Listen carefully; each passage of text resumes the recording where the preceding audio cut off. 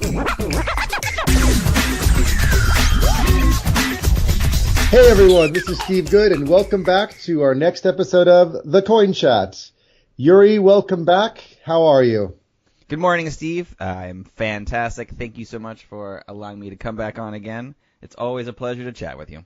Yeah, it's interesting that I'm allowing you back after your announcement about this iced tea company getting a blockchain story going, and the epic fail. The Nasdaq turns around and threatens to delist them from the Nasdaq.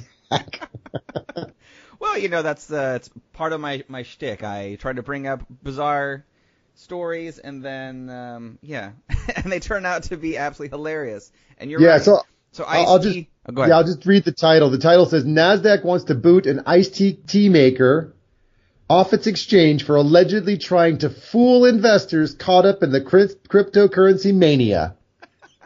So I wonder now, were you caught up in the mania, Yuri?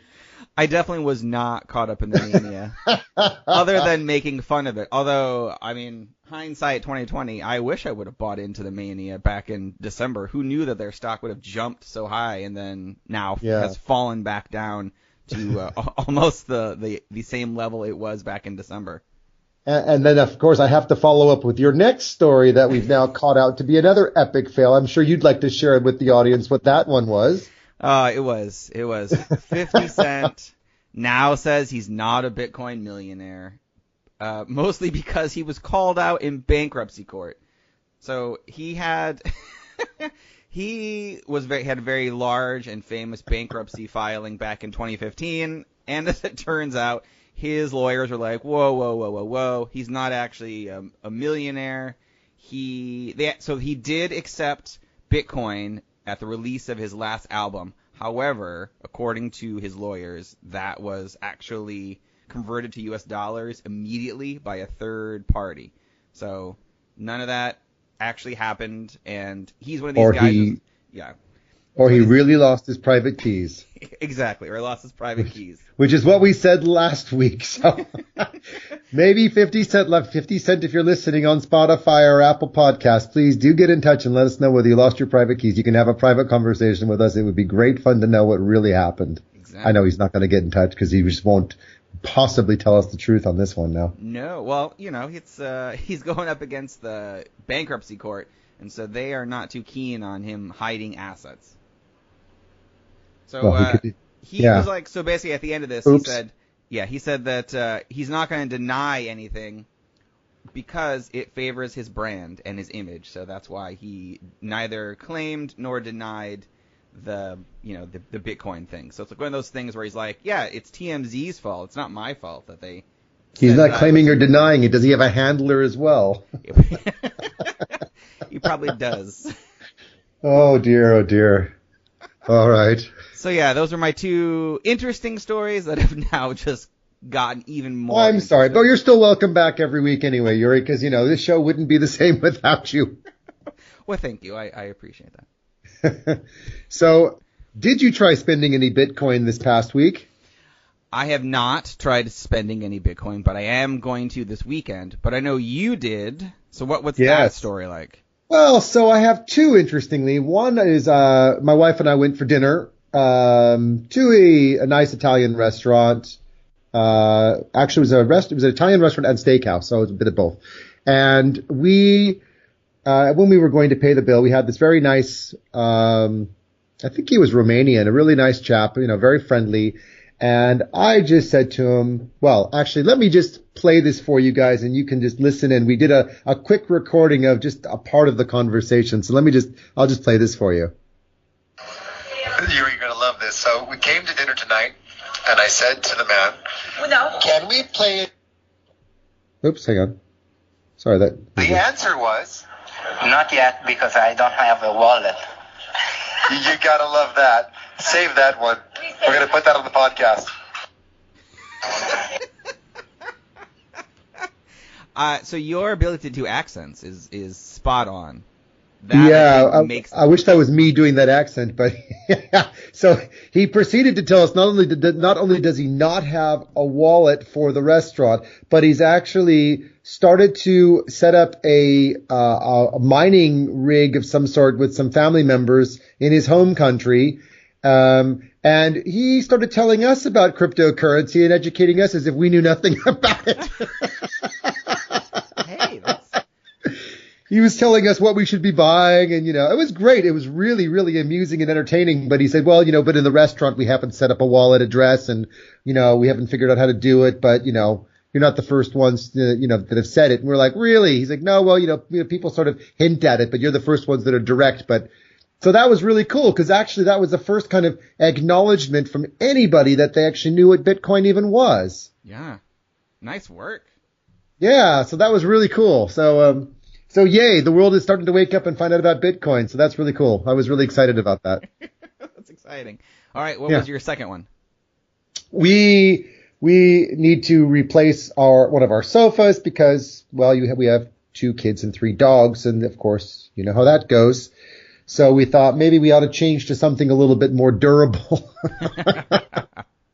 And we just popped into this shop, and it was a pretty cool shop. They had these kind of modular sofa pieces that you can connect together in a really nice way so you can rearrange them as you like in your house. It was really neat. So we were chatting with the guy and, kind of get to the whole pricing discussion piece. And we haven't bought them yet, by the way, but this was just kind of the initial discussion before we measure and all that. So I said to the guy, listen, these aren't exactly the cheapest sofas in the world. Is there any way I could pay with Bitcoin? Mm-hmm. And he's looking at me and he's not saying anything. And my wife says, are you okay? I was thinking, why has he gone so silent? He said, well, I'm thinking about it because, maybe it's not a bad idea. I said, do you know what Bitcoin is? He said, well, I haven't started yet, but, I'm thinking about it and maybe I can do something. I need to think about it. And I said, well, what if we give you half in Bitcoin and half in, in pounds? Mm-hmm. That might, I don't know yet. I have to think about it. So you never know. Maybe by next week or the week after, I might be able to report back that we've managed to buy something with Bitcoin just for the sake of the fun of just trying. Because sooner or later, someone's going to say yes, and we're going to have to report that we actually bought something. Mm-hmm. Oh, that's good. That's great. So I know today, talking about forks. Yeah, what the fork is a fork? Yeah, which is a good question, Steve. What the fork is a fork? Well, it's a great question, and it is, if you start trying to read up on this stuff online, it is ridiculously technical and hard to get your head around. So I can understand why people have no idea what the fork a fork is. So, what the fork? Let's get on with it. So, there's 2 types of forks. There's a soft fork and a hard fork. And there's nothing worse than trying to, eat spaghetti with a soft fork, right?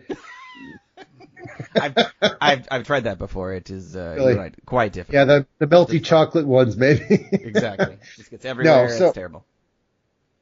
In essence, a lot of these coin projects, they need to do upgrades to their network. And if the upgrade is something that's sort of passive and doesn't affect the previous transactions and the previous methods of storing information, and they're able to do an upgrade on the network without affecting the relationship between the historical transactions and the present ones, meaning that they're all readable the same way, mm-hmm. then they can implement these changes. And so long as there's consensus among all of the miners or developers about the change taking place, then the change can be implemented. And effectively, while the change is being implemented, there will be some of the verification nodes accepting it and some that haven't been upgraded yet, which will cause some transactions to temporarily fail. And that process, while it's taking place, is effectively a soft fork. It's just the process of the upgrade taking place. Okay. Now, there's 2 outcomes that can occur in this particular instance. One is that if a wide number of people decided to reject this upgrade, then the upgrade would simply be rejected outright by the entire network, and it would be like nothing happened. And if the majority accept it, then once a majority, whatever percentage it is, have accepted it, then it's effectively rolled out to the rest of the network, and it's goes from soft fork to just upgraded, and it's kind of a non-starter. It's no big deal. It's done. Mm-hmm. So that's the world of soft forks. Okay. So it just requires consensus with a minimum percentage being implemented to implement the change. And as long as the change is accepted, the chain continues in its old form, meaning like the block size and the number of transactions within the block and that kind of thing.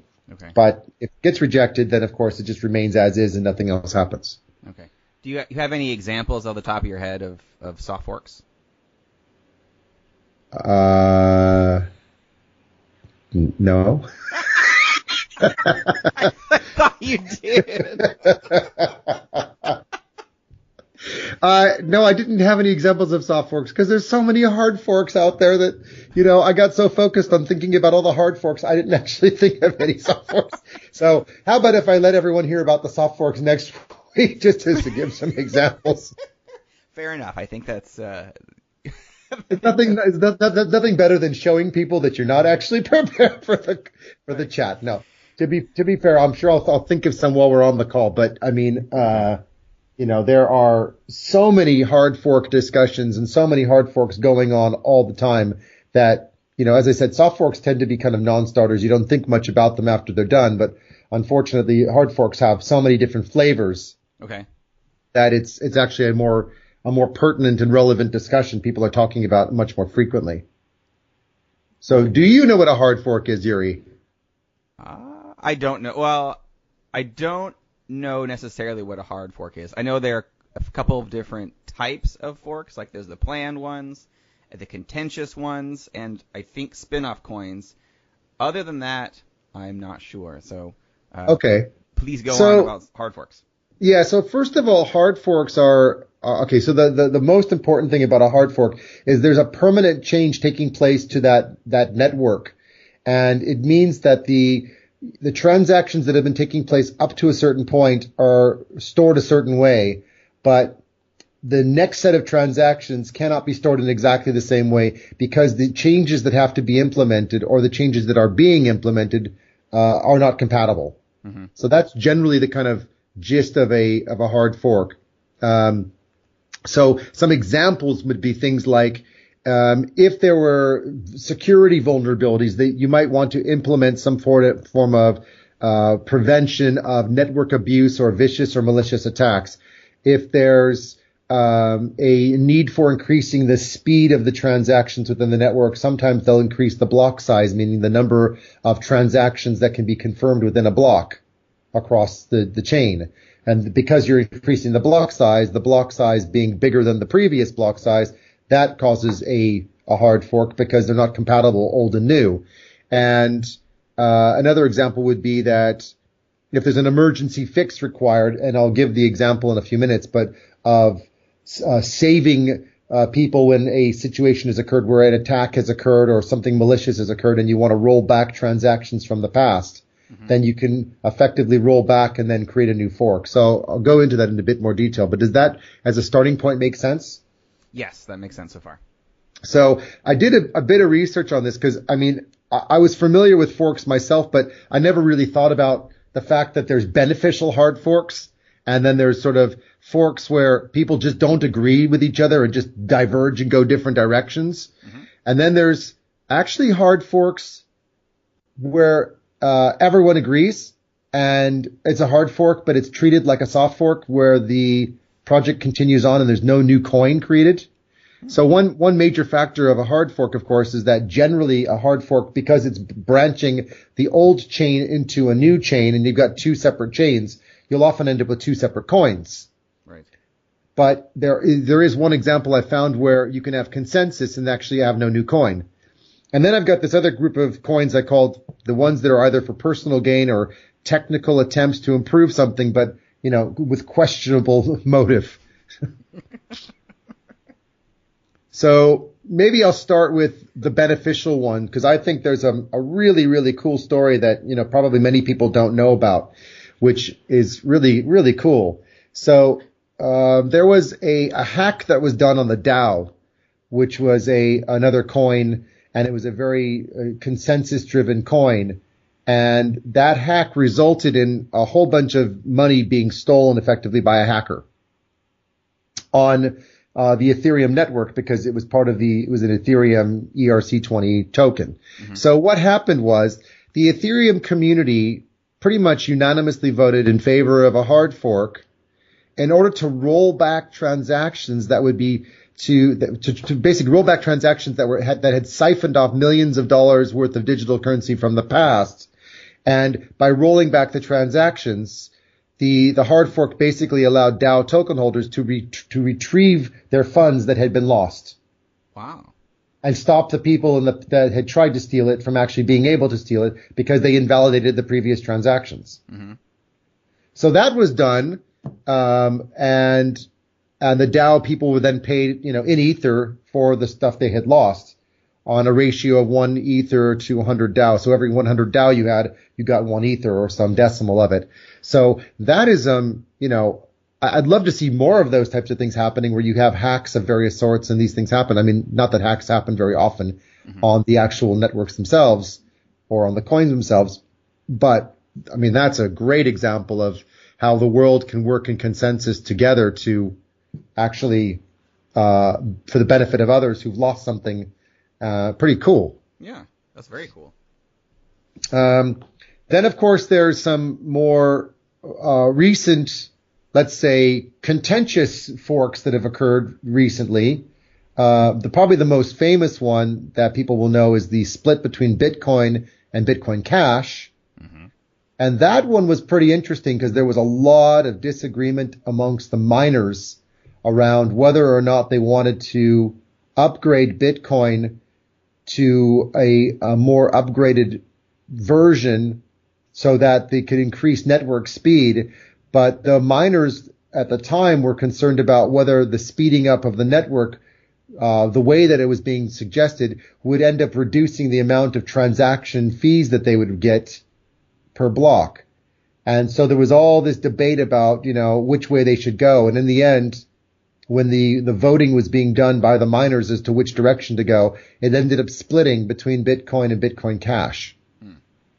And that happened in August of 2017. So that effectively that fork resulted in 2 coins. And Bitcoin Cash implemented some of the changes that they had wanted to make and to run their own, chain. And they forked from Bitcoin itself, and they've kind of taken on their own life, and they've got their own project going now, doing their own thing. And since then, they've even announced that they're planning to launch the Bitcoin Cash card so that you can actually spend your Bitcoin Cash using their card. So they've actually kind of taken their project, further than just, Bitcoin where you just, wire it between wallets. And they're actually talking about turning it into a much more kind of robust payments platform. So, the initial, split ends up turning into some very diverse, interesting changes between the two. So that's kind of interesting, although the real issue at the time was just a complete and total lack of consensus between various developer, miner communities. And it was very messy to know what would happen to Bitcoin. Would Bitcoin die or would it survive? Mm-hmm. So that was interesting. There's a more recent one coming up, which is interesting, which is the Monero fork, which is going to take place sometime in mid-March. And that one's interesting because the Monero V is going to add some new protocols for stability, scalability, and they're going to limit the number of coins. And arguably, there's no particular reason for this coin to actually go and fork, in the sense that you don't need to create 2 different coins. It could be it could be done as sort of a positive upgrade of the project from one level to the next. But there's a lot of, people out there saying, well, the old Monero is fine. There's no need to change it. And other people saying, well, we do need to change it. So again, it's a little bit like the Bitcoin versus Bitcoin Cash discussion. Do we really need to make these changes to Monero? And if we do, why can't we all just have consensus and just make these changes and do it as a hard fork without creating a new coin? Mm-hmm. But there's obviously no consensus. So, I should expect that we'll see the coin split. You'll have a Monero and a Monero V, within a few weeks. So that takes me then to what I was just describing, which was a consensus on a hard fork. So you want to make any guess as to which coin has had several hard forks and actually been done almost to the point where it was like a soft fork and people didn't even notice? You're a smart guy. I think you could figure it out. Come on. You put me on the spot here on this all of the listeners out there know you can do it, Yuri. Right. Ethereum? You're right. Hey, all right. I win.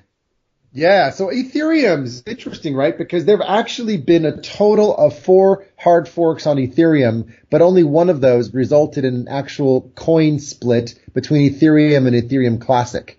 Mm-hmm. But the other 3, one of them being Byzantium, I think it's called. Is that right? Byzantium was one of the first ones, and that was effectively making some changes to the network security and a range of other security upgrades that were required that all the nodes had to accept in order for the change to occur. And, they had wide acceptance, and it went ahead and the changes were made. It forks the chain, the blockchain itself, so that the old transactions are no longer compatible with the new ones. But that doesn't really matter. Because everyone agreed to do it, in consensus together, they just went ahead and continued on their merry way and just continued mining with the changes implemented, and that was about it.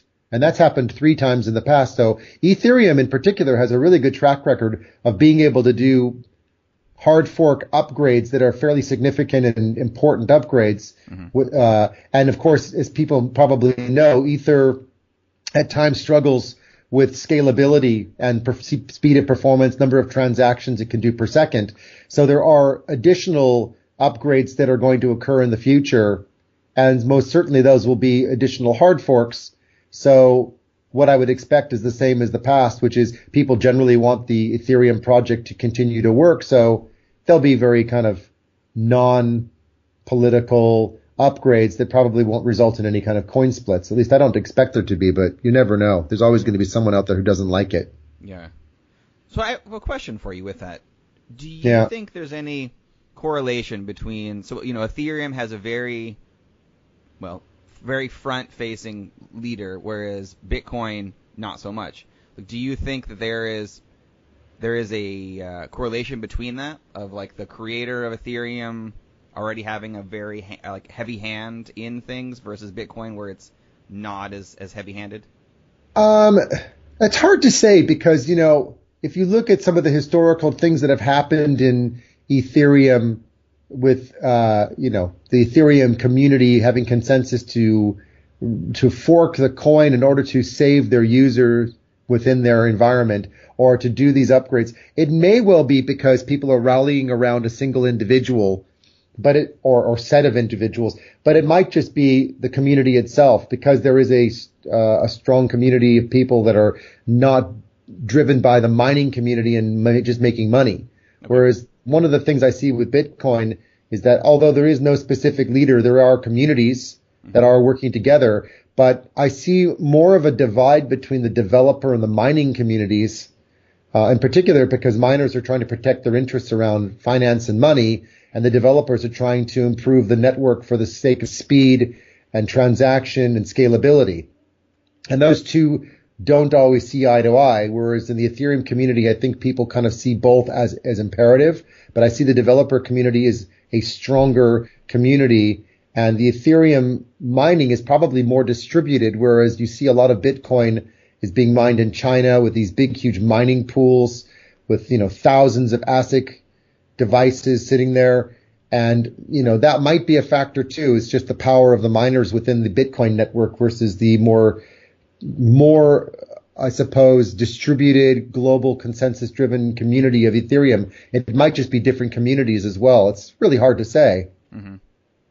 So it might be a little bit my opinion and a little bit just observation. It's hard to tell in this which is which, because I'm not entirely sure, to be honest. Right, sure. No, but that's a very good explanation, though. So, and there's a last group of coins that, are what I would call sort of are they personal gain forks, or are they really technical attempts to improve certain limitations on the coin. So there have been some recent ones. I mean, the most recent one I can think of is Litecoin Cash. Mm-hmm. And, and even the founder of Litecoin himself said, Charlie Lee, right? Said, this is a fraud. It's not even necessary. Who are these guys? And it's a group in China. So was it a necessary fork or not? I don't really know.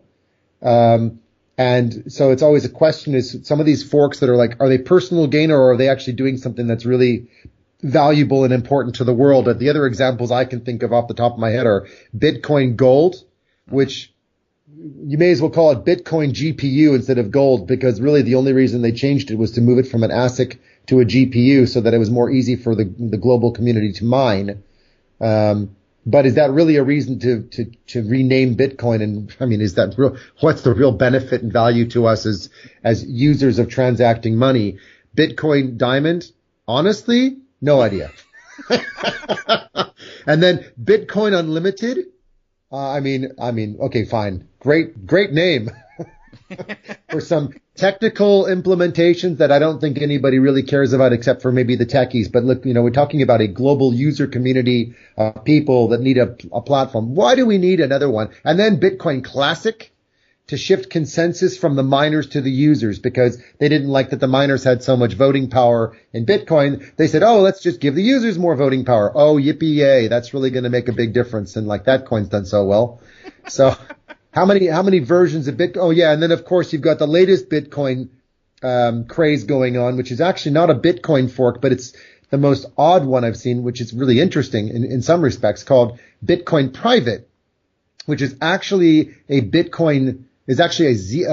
Z Classic fork that's taking place to move the Z Classic coin into a new form of privacy, and is basically taking Z Classic coins and Bitcoins, and anybody that has one of either one will get one of the new Bitcoin private coin. And I don't exactly understand why they're doing this and what they're doing. I mean, there are some technical things they're doing, but it's a little bit odd and a little bit different. And I mean, they didn't have to use the name Bitcoin, and Bitcoin Private just says what it is, which is it's a privacy coin like Bitcoin Classic or Bitcoin Cash or Monero or Pivx. So that's okay, cool. So now we've got another Bitcoin coin, which is a privacy coin. So your transactions are private and not stored in the public ledger. But did they need to call it Bitcoin Private in order to achieve that? I don't know. Right. It sounds like a lot of this is marketing. So, because Bitcoin is very well known, or more known than a lot of other coins, that we'll just stick Bitcoin to it, which is a good way to announce my next project, Bitcoin Sexy. Bitcoin Sexy. It will be the sexiest of the Bitcoins. That's right. Turkey Coin is going to have a hard fork into Bitcoin Sexy. Well, I was just going to ask you about Turkey Coin, because I was thinking maybe we should call it Bitcoin Turkey. As long as there's some kind of, can you call it a sexy Bitcoin turkey sexy? Well, why do you want to have sexy turkeys? You're not going to, I know you're going to dress your turkey before Thanksgiving, but that's got to be months away from now. So I really don't know how you're going to dress your turkey for Thanksgiving, but maybe we should really save that for the X-rated version of the coin chat. This is taking a whole new fork. Yeah, this is what the fork is, a turkey fork. Right? Turkey Coin is just trying to jump on the marketing Bitcoin. Well, yeah, but now you could have a turkey fork. We could have a turkey fork into Bitcoin. Literally. Sexy. Right. Well, Bitcoin Sexy. Yeah. We could have two forks, in fact, because people aren't going to agree on whether we need the turkey fork or we need a turkey dressing. So now we got to have one of each. Look at the jokes, right? There's no consensus, because some people want crispy skin and some people want the skin to be less crispy. So you're going to have another fork now. That's true. It's just like the problem that KFC has. That's why there's like 4 or 5 different versions of their chicken. Right, the spicy one and the non-spicy one, and extra crispy. These are all be forks in the turkey coin. Extra crispy, original spices. Wow, this chat has really gone completely down. You're welcome. Yes, that's why you're welcome back next week, Yuri, without a doubt, because To be honest, these conversations just don't have any element of surprise without you being here. That's what I'm here for. Again, and I always appreciate coming on the show, so thank you so much for having me. And I think you also had a bit of breaking, really interesting news about our growth on the channel. So did you want to share that 10K number that you shared with me, which was really exciting? I did. So we use Libsyn to host, and Libsyn gives us regular results. And I didn't realize they also gave us results separately to Spotify. And we are really popular on Spotify. We have had 10,000 downloads in January alone, which is amazing. Wow. Well, thank you to all the listeners. I am absolutely honored and amazed to hear that. That's an incredible achievement. And I just want to say thank you to everybody for continuing to listen to us. And hopefully you're enjoying the humor and the banter as much as Yuri and I enjoy it. It's certainly a lot of fun doing this. It definitely is. It's always a pleasure to chat with you, Steve. Preferably with the turkeys. Definitely. Extra turkeys. Extra large turkeys, right. Is there anything else about what the fork do we do with turkey coin that you'd like to discuss today? No, I still need to work on the technical aspects of it. So that'll be, I think, a conversation. The technical aspects of the turkey, right. So this is going to be where we start talking about sharding, which is another term in crypto, which is about branching into multiple threads of things. So now I won't even begin to talk about sharding, but we're going to talk about that in a future episode. But maybe we can weave that in with something about how you need electricity and a turkey and an oven in order to cook the turkey, which is a whole other discussion about nodes. But yes, turkey sharding is definitely on the menu for later. Right. Well, we'll have to talk about snarks then as well.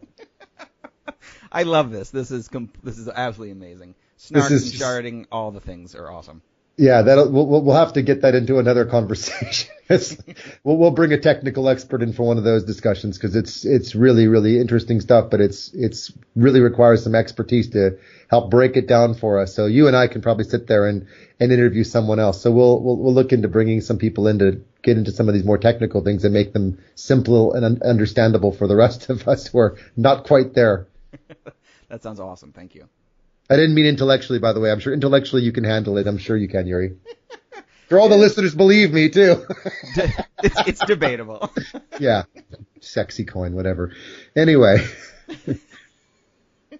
Shall we end it here? I think that's probably degrade into other things. Exactly. I think we'll end it here with, again, the introduction of Bitcoin sexy. Right. Oh, great. That was just a great way to close that one.